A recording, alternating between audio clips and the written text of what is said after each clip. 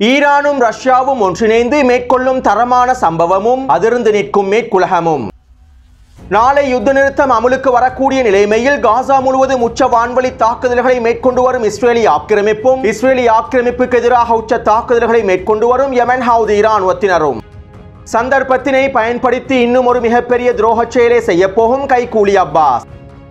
West பேங்கின் ஜெனின் பிரதேசத்திலே கைகூலி அப்பாஸின் PA படைகள் பின்வாங்கப் போகின்றார்களா?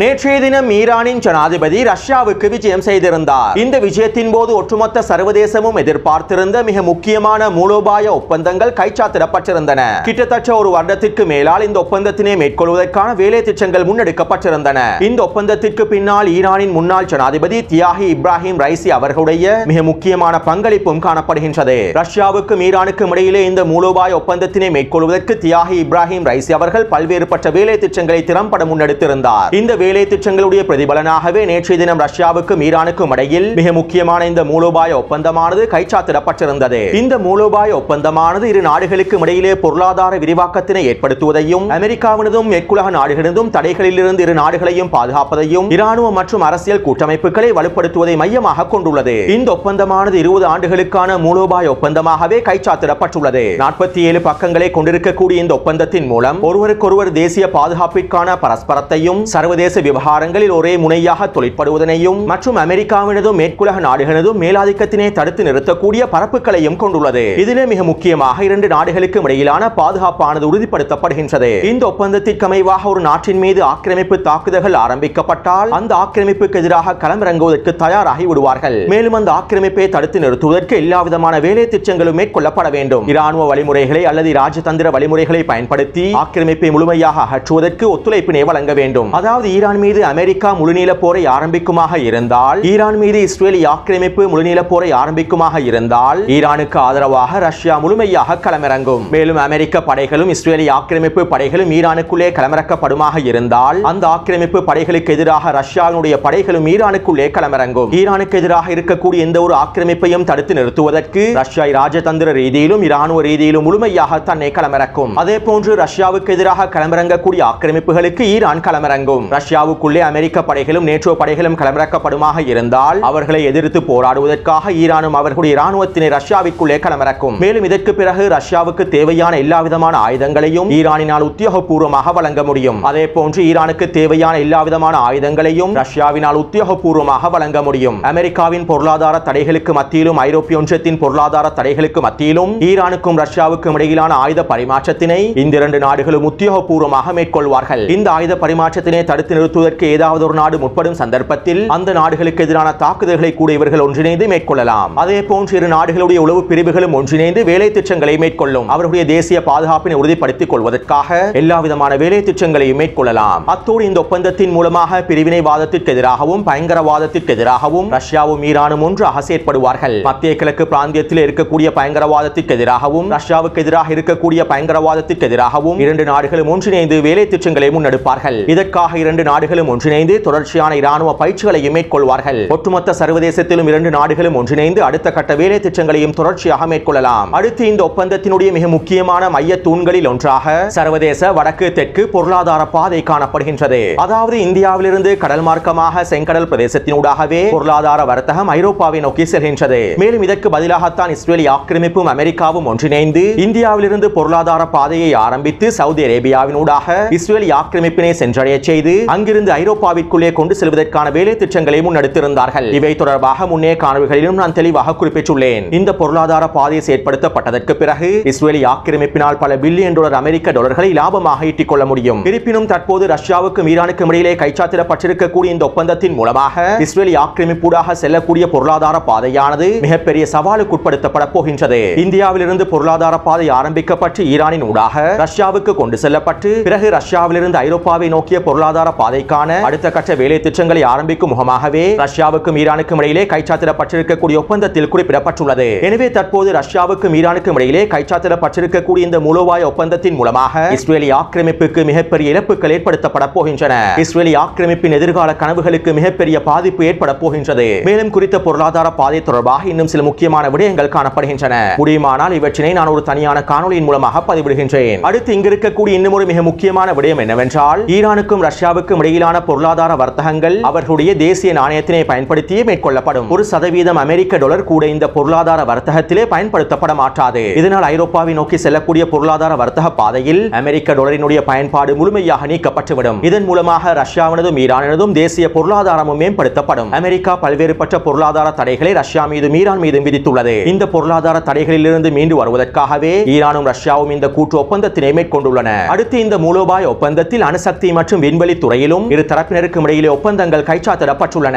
இந்த ஒப்பந்தத்திற்கு அமைவாக இரு நாடுகளுக்கும் இடையிலே அணுசக்தி திறன்களையும் பரிமாற்றம் செய்து கொள்ளலாம். அதே போன்று விண்வெளி துறையிலும் ரஷ்யாவும் ஈரானும் ஒன்றிணைந்து பல்வேறுபட்ட வேலை திட்டங்களையும் முன்னெடுக்கலாம். அத்தோடு டொனால்ட் ட்ரம்ப் அமெரிக்காவின் ஜனாதிபதியாக பதவியேற்பதற்கு முன்பு ரஷ்யாவும் ஈரானும் இந்த முக்கியமான மூலோபாய ஒப்பந்தத்தினை மேற்கொண்டிருப்பது ஒரு சிறந்த காய் நகர்த்தலாகவே பார்க்கப்படுவதாகவும் ஆய்வாளர்கள் தெரிவித்துள்ளார்கள். அது மட்டுமல்லாமல் ரஷ்யாவுக்கும் ஈரானுக்கும் இடையிலே மேற்கொள்ளப்பட்டிருக்கக்கூடிய இந்த ஒப்பந்தத்தின் விளைவாக அமெரிக்காவும் ஒட்டுமொத்த மேற்குலகமும் அதிர்ச்சிக்குள்ளாகியுள்ளன. மேலும் இது இஸ்ரேலிய ஆக்கிரமிப்புக்கு மிகப்பெரிய சவாலாக அமைந்துள்ளது. டொனால்ட் ட்ரம்ப் ஜனாதிபதியாக பதவியேற்றதற்கு பின்பு நெட்டன்யாஹூ ஈரானையே குறிவைப்பார். டொனால்ட் ட்ரம்பும் நெட்டன்யாஹூவும் ஒன்றிணைந்து ஈரானை வீழ்த்துவதற்கான வேலை திட்டங்களையே ஆரம்பிப்பார்கள். இப்படியான நிலைமையில் ஈரானுக்கும் ரஷ்யாவுக்கும் இடையிலே இந்த மூலோபாய பாதுகாப்பு ஒப்பந்தமும் பொருளாதார ஒப்பந்தமும் மேற்கொள்ளப்பட்டிருப்பது அமெரிக்காவுக்கும் இஸ்ரேலிய ஆக்கிரமிப்புக்கும் மிகப்பெரிய சவாலாகவே அமைந்துள்ளது. அத்தோடு இன்னும் ஒரு விடயத்தினையும் குறிப்பிடுவதற்கு தவறிவிட்டேன். இந்த ஒப்பந்தத்திற்கு அமைவாக ரஷ்யாவின் போர் விமானங்களும் Su-35 போர் விமானங்களும் ஈரானிலே களமிறக்கப்பட போகின்றன. ஏற்கனவே ரஷ்யாவின் 2 போர் விமானங்கள் ஈரானில் களமிறக்கப்பட்டுள்ளன. தற்போது இந்த ஒப்பந்தமானது உத்தியோகபூர்வமாக கைச்சாத்திடப்பட்டிருப்பதனால் இன்னும் 1-2 வாரங்களுக்குள் 40க்கும் அதிகமான Su-35 ரஷ்ய போர் விமானங்கள் ஈரானுக்குள் களமிறக்கப்படும் என எதிர்பார்க்கப்படுகின்றது. இன்னும் ஒரு விதத்தில் குறிப்பிடுவதாக இருந்தால், ஈரான் இஸ்ரேலிய ஆக்கிரமிப்புக்கும் அமெரிக்காவுக்கும் எதிரான முழுநீள போருக்கு தயாராகிவிட்டது. அமெரிக்காவையும் இஸ்ரேலிய ஆக்கிரமிப்பையும் எதிர்ப்பதற்கான அடுத்த கட்ட வேலை திட்டங்களையும் முழுமையாக முடித்துவிட்டது.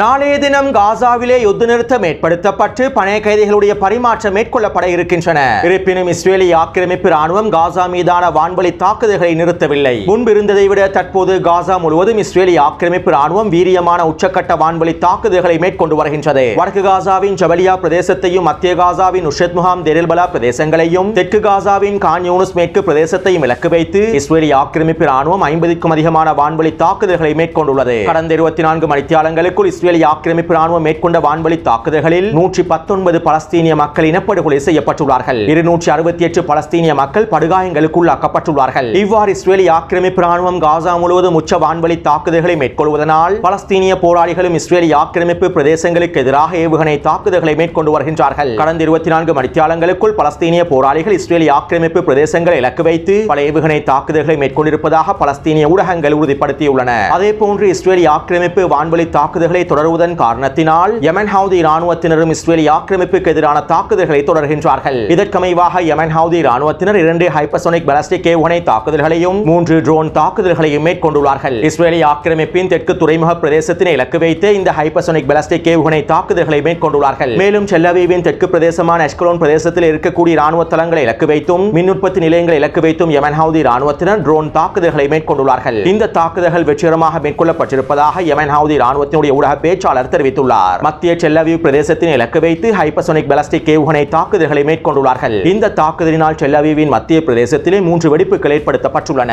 மேலும் இந்த தாக்குதலினால் இழப்புகள் ஏற்படுத்தப்பட்டிருப்பதாகவும் இஸ்ரேலிய ஆக்கிரமிப்பு ஊடகங்கள் உறுதிப்படுத்தியுள்ளன. அதேபோன்று அமெரிக்காவானது யமன் மீது வான்வழி தாக்குதல்களை தொடர்கின்றது. மேலும் இந்த வான்வழி தாக்குதல்களுக்கு பதிலடி வழங்கும் முகமாக யமன் ஹவுதி ராணுவத்தினர் செங்கடலின் வடக்கு பிரதேசத்திலே நிலை கொண்டிருக்கக்கூடிய அமெரிக்காவின் போர்க்கப்பலான ட்ரூமேன் போர்க்கப்பலை இலக்கு வைத்து தொடர்ச்சியான தாக்குதல்களை மேற்கொண்டு வருகின்றார்கள். இதற்கமைவாக நேற்றிரவு குறித்த போர்க்கப்பலை இலக்கு வைத்து 5 பாலிஸ்டிக் ஏவுகணை தாக்குதல்களையும் 6 ட்ரோன் தாக்குதல்களையும் மேற்கொண்டிருப்பதாகவும் தெரிவிக்கப்படுகின்றது. அத்தோடு காசாவிலே யுத்த நிறுத்தம் ஏற்படுத்தப்பட்டதும் நாங்களும் தாக்குதல்களை நிறுத்துவோம் என யமன் ஹவுதி ராணுவத்தினர் அறிவித்திருந்தார்கள். இருப்பினும் இஸ்ரேலிய ஆக்கிரமிப்பு ராணுவம் யுத்த நிறுத்தத்தினை ஏற்படுத்துவதற்கு முன்பே காசா முழுவதும் வான்வழி தாக்குதல்களை மேற்கொள்வதனால் யமன் ஹவுதி ராணுவத்தினரும் இஸ்ரேலிய ஆக்கிரமிப்புக்கு எதிரான தாக்குதல்களை வீரியப்படுத்தியுள்ளார்கள். அத்தோடு காசாவிலே யுத்த நிறுத்தம் ஏற்படுத்தப்பட்டதற்கு பிறகு அமெரிக்காவும் பிரித்தானியாவும் ஒன்றிணைந்து யமன் மீது வான்வழி தாக்குதல்களை மேற்கொண்டால் செங்கடல் பிரதேசத்திலே அமெரிக்காவுடைய சரக்கு கப்பல்களுக்கு எதிராகவும் பிரித்தானியாவின் சரக்கு கப்பல்களுக்கு எதிராகவும் தொடர்ச்சியான தாக்குதல்களை மேற்கொள்வதற்கு தயாராக இருப்பதாகவும் யெமன் ஹவுதி ராணுவத்துடைய தலைமைகள் தெரிவித்துள்ளார்கள். அடுத்து நாளை ஜெருசலம் நேரப்படி காலை 8:30 மணியளவில் காசாவிலே யுத்த நிறுத்தம் அமலுக்கு கொண்டுவரப்படும் என கத்தார் மத்தியஸ்தர்கள் அறிவித்துள்ளார்கள். அதே நேரம் நாளை 8:30 மணி வரைக்கும் இஸ்ரேலிய ஆக்கிரமிப்பு ராணுவமானது காசா முழுவதும் உச்ச வான்வழி தாக்குதல்களை மேற்கொள்வதற்கு திட்டமிட்டிருப்பதாகவும் இஸ்ரேலிய ஆக்கிரமிப்பு ஊடகங்கள் செய்திகளை வெளியிட்டுள்ளன.